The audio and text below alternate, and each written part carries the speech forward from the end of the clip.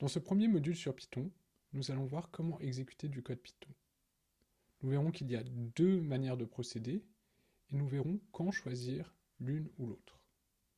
Nous verrons aussi comment commenter son code afin de garder un code lisible. Tout d'abord, pour exécuter du code en Python, nous avons deux options principales.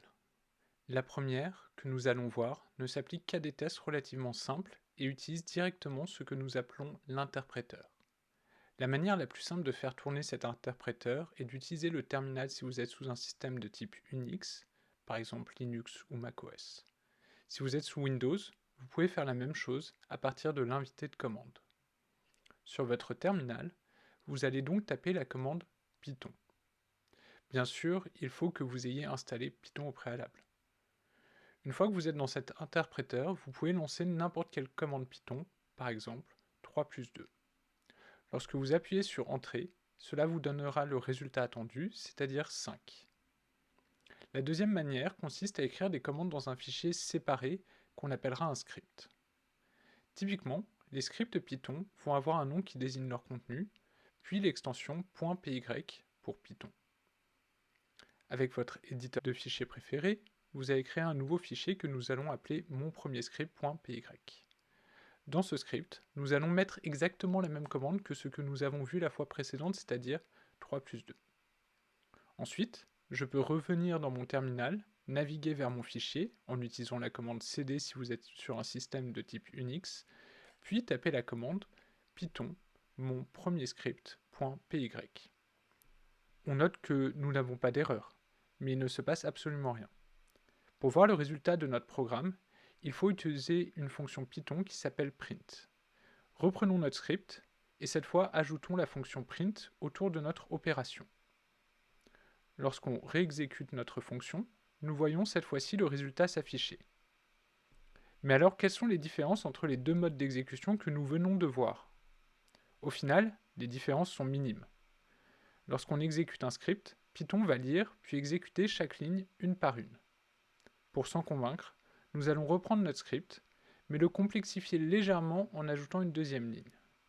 Print 4+3. Lorsque j'exécute mon programme, je vais bien voir s'afficher le résultat de mes deux lignes à la suite. D'abord, Python a lu la première ligne, qui était print 3+2, et l'a exécutée, ce qui nous a donné l'affichage de 5. Ensuite, Python a lu la seconde ligne, print de 4+3. Il l'a exécutée, et donc on a eu l'affichage de 7. Sur l'interpréteur, je peux faire la même chose. D'abord, j'écris print 3+2, et je veux bien avoir l'affichage de 5. Puis j'écris print de 4+3, et je vais avoir l'affichage de 7. Par contre, admettons que je ferme mon ordinateur et que je revienne le lendemain. Si je veux faire tourner à nouveau mon code et qu'il est écrit dans un script, pas de problème. J'ai juste à naviguer vers mon code et à retaper python mon premier script.py. Dans le cas où j'utilisais seulement l'interpréteur, il faudra que je me rappelle de mon code et que je réécrive tout. Ainsi, on peut donc considérer que l'interpréteur est pratique pour tester une ligne de code rapidement. Cependant, vous devez absolument passer par un script dès que vous souhaitez écrire un programme un minimum conséquent. Justement, finissons avec un élément essentiel de tout code, les commentaires. Les commentaires permettent d'indiquer au lecteur de votre code votre intention d'une manière compréhensible. Il est extrêmement important de commenter votre code dès que celui-ci devient un peu complexe, et ce même si le code est écrit uniquement pour vous. En effet, il peut parfois être difficile de se souvenir de pourquoi nous avons écrit ce code lorsque l'on y revient quelque temps après. En Python, il n'y a qu'un moyen d'écrire un commentaire, c'est en commençant une ligne par le caractère dièse. Ainsi, tout ce qui commence par un dièse ne sera pas exécuté. Reprenons donc notre script et ajoutons quelques commentaires. Sur la première ligne, je vais indiquer que je fais mes premières opérations en Python. Comme je peux le voir lorsque j'exécute mon code, ce commentaire ne change pas le résultat. En effet, cette ligne est tout simplement ignorée. On peut d'ailleurs commenter une ligne de code, par exemple la seconde, et nous verrons que cette fois-ci, le résultat n'est plus celui de la première ligne. Cependant, il est fortement déconseillé de commenter du code pour des raisons de maintenabilité du projet. Enfin, notons qu'il n'est pas possible simplement de faire des commentaires sur plusieurs lignes. Pour faire des commentaires sur plusieurs lignes, vous devez mettre manuellement un caractère dièse en début de chaque ligne.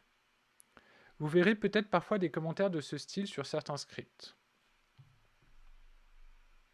Bien que ce ne soit pas vraiment un commentaire, l'effet est le même et cette ligne est ignorée par Python. C'est donc un moyen accepté de faire un commentaire sur plusieurs lignes. Dans ce module, nous avons donc vu comment exécuter un code Python avec l'interpréteur ou un script et comment commenter votre code.